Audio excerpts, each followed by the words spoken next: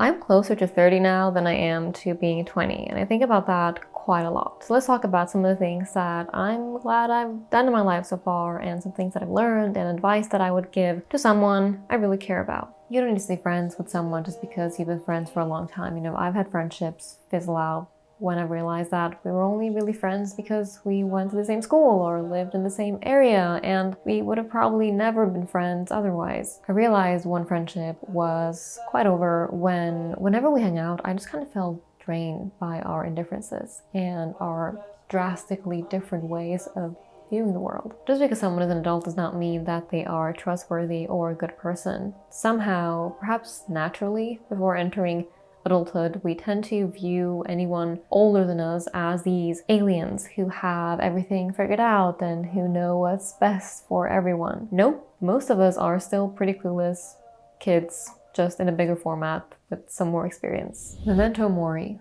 Remember, you will die. It's not something that we want to walk around, thinking about. But sometimes when I feel super nervous or anxious about something, I remind myself that no one will care about this situation or about me or about any of these people in 100 years, because guess what? None of us will be here. Memento mori. It's both comforting and terrifying at the same time. But I try to see it as a good kind of terror, the kind of terror that makes you stop taking life for granted because you're aware that it could be taken away from you at any moment. Sorry for the existential dread. I promise that's the first and last intentional moment of that throughout this video.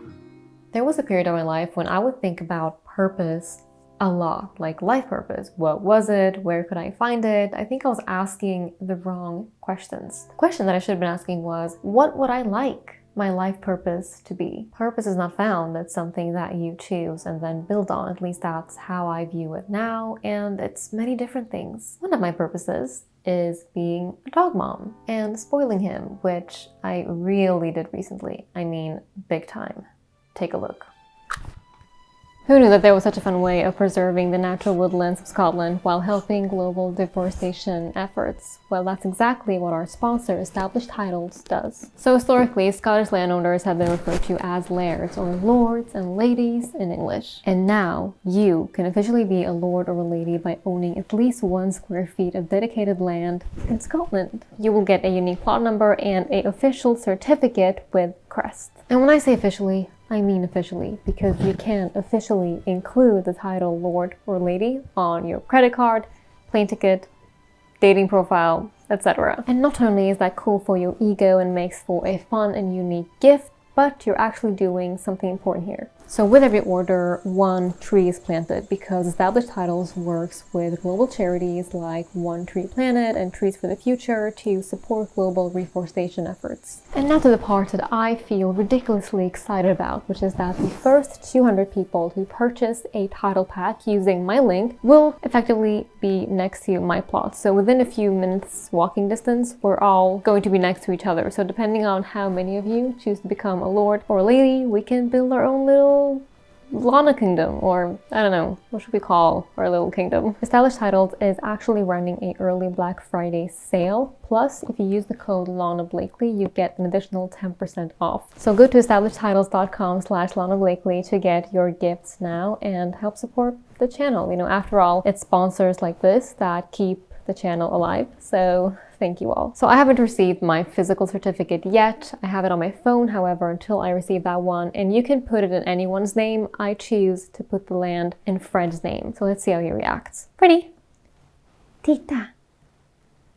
Du är Lord Fred. Lord Fred. Titta här. I think he's very excited. Do not get comfortable in isolation. Other people are the most valuable thing that we have in our lives. I truly believe that. I mean, yeah, get comfortable, being on your own and not needing someone else in order to be well and survive. But please don't underestimate the importance of strong, healthy relationships. You need to have someone that you can call, someone that you can drag with you to a boring event that you need to attend, someone who will pick up and pick you up in a heartbeat if you're in trouble. Just one person. And also, we don't remember the hours that we spent on the couch alone. We remember the times that we spent with people who made us feel at home. If everyone around you is telling you that this person, whoever it is in your life, isn't good for you, it's not because they don't know that person like you do, it's because you're probably blinded by rose-tinted glasses and they're right and you're wrong. Most likely. I mean, what do I know? You will get over your first heartbreak. I promise. Moving on to something completely different, I'm so glad I got an iPad about a year ago. Reading on my iPad and taking notes with my Apple Pencil has completely changed my reading experience. Although a Kindle is obviously very convenient, you can throw it in your bag, I don't use it nearly as much now than I read on my iPad.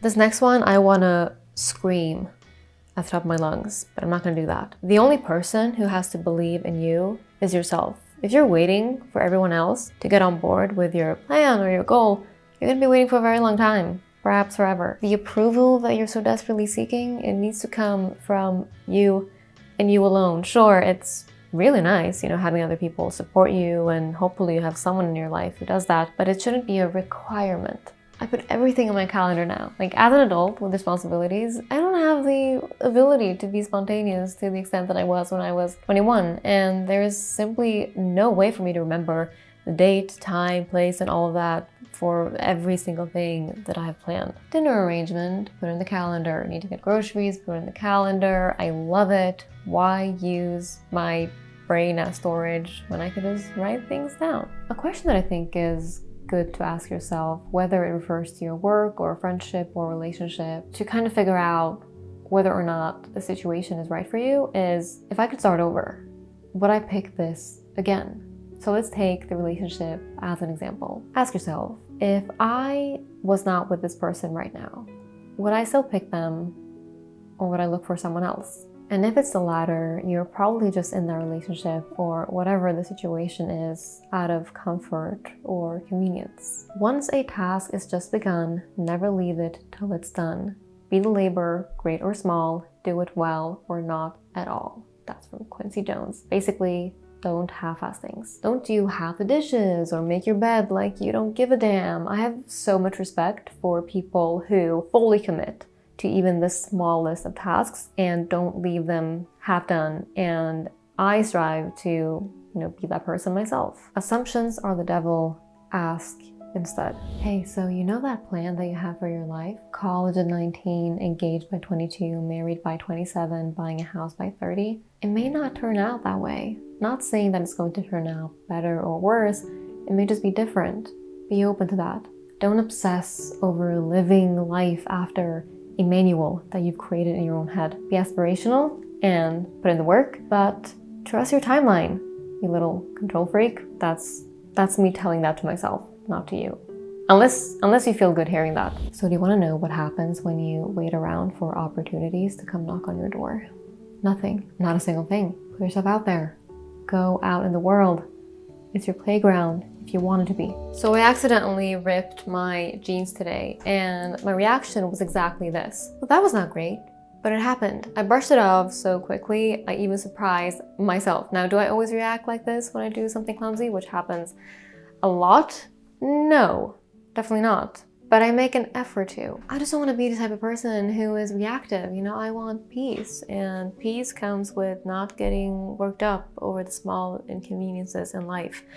Also, note to self, regret hurts more than rejection. So I'm someone who likes to film myself quite frequently.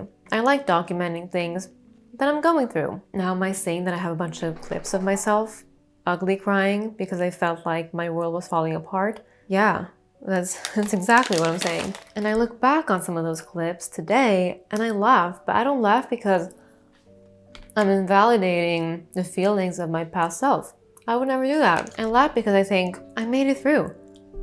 I'm a lot stronger than I think, and so are you.